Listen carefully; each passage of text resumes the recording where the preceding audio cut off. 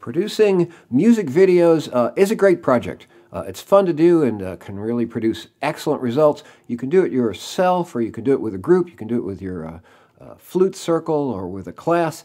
And there's a lot of things you can do with it. Actually, I have a list here. You could do birthday greetings, weddings, anniversaries, graduations, holiday greetings, a New Year's video, vacation photos. Take those vacation photos or those videos, or a memorial service or a memorial video that you put up out on YouTube. That can be really valuable and really powerful. And then you put some music behind them. It's something that's such a great thing to do. We're actually going to make it a major feature of our Flute Harvest event.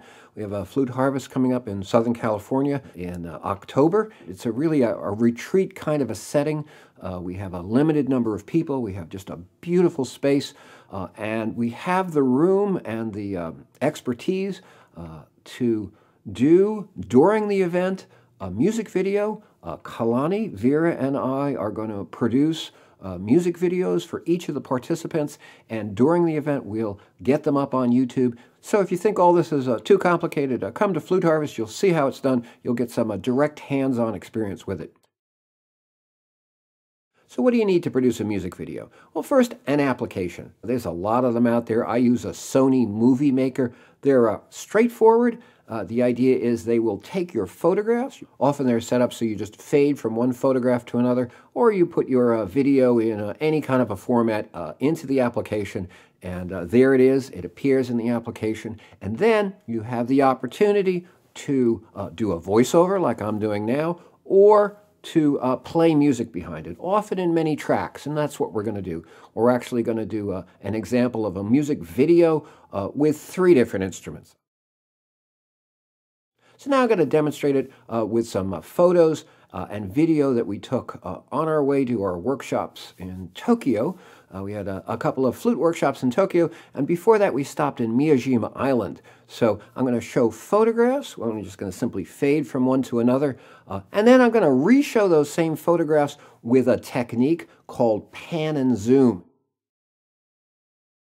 So here we are on Miyajima Island with its incredible torii gate, which is just stunningly beautiful at night.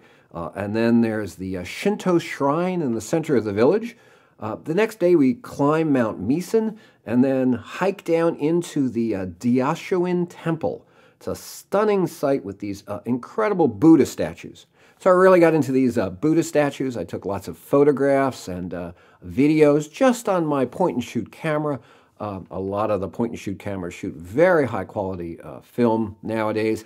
Here's a view of those same photographs if I use the pan and zoom. And notice when I'm doing the pan effects or the zoom in and out effects, it gives a little bit more life, a little bit more realism to the photos. And for this video, I'm going to just use those as an introduction, and then we're going to go into the video I shot of these incredible Buddhas that were at the Daishoin Temple. And I'm going to bring in music behind the video of the Buddhas. How are we going to do that? Well, first I'm going to line up the video in my video application, and then I'm going to add 3 tracks of music. So as I'm watching the video, I hook up my microphone and use my movie application to record directly into the application 3 different tracks on 3 different instruments. A nice thing to do is to begin with an instrument that lays down kind of a background bed track, and what I'm going to use for that is this Roland Hand Sonic. I'm going to put these on so I can hear what's going on here, and we got that, and I'm going to use this Hand Sonic to give it a Japanese kind of a feel.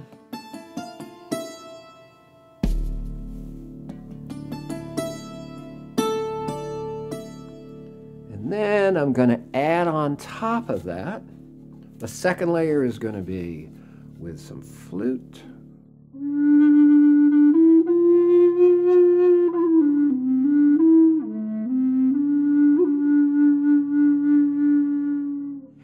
And for a third track, I'm going to listen to the first 2 tracks. You know, each time you lay down a new track, you're going to listen to the tracks that you've laid down before, and just add some sound effects.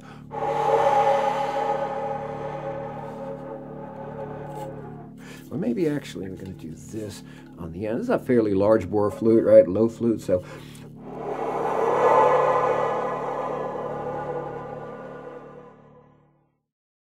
So the first thing we're going to do is I'm going to go over to the computer now, and I'm going to lay down the first track, and we're going to see the full video. It's a fairly short video. I've kept it short, under a minute, with just the first track, and we're going to look at that.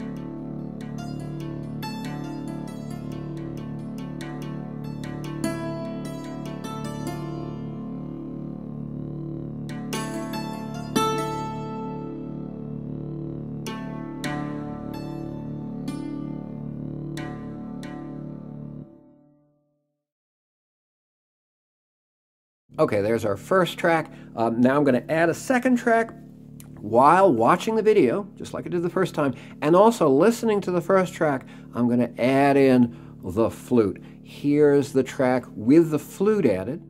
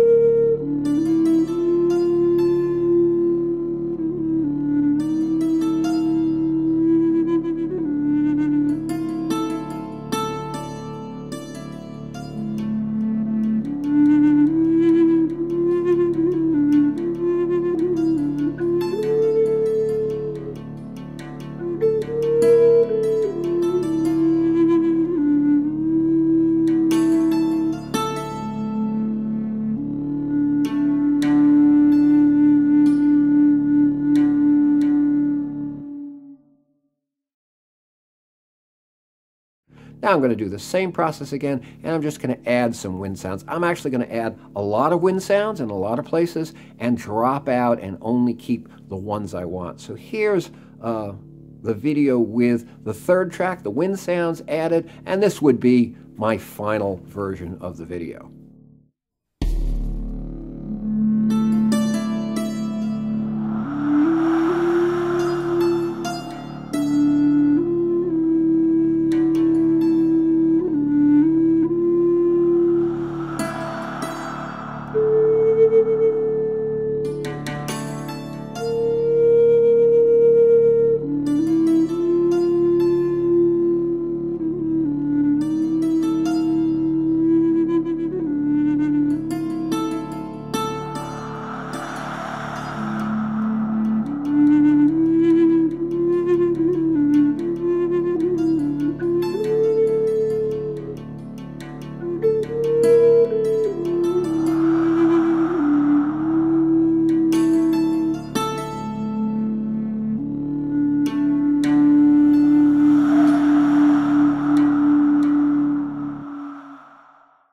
Now what you do is go into your application and export it as a file. Go over to YouTube, click the big upload a video button, and upload the file to YouTube, put in your title, and show it to the world, and have fun with it.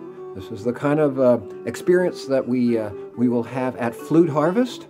Kalani and Vera and I will produce videos for each person and get them onto YouTube. So if you don't feel confident about this, you want to see how it's done, join us at Flute Harvest. We would love to see you in Southern California in October.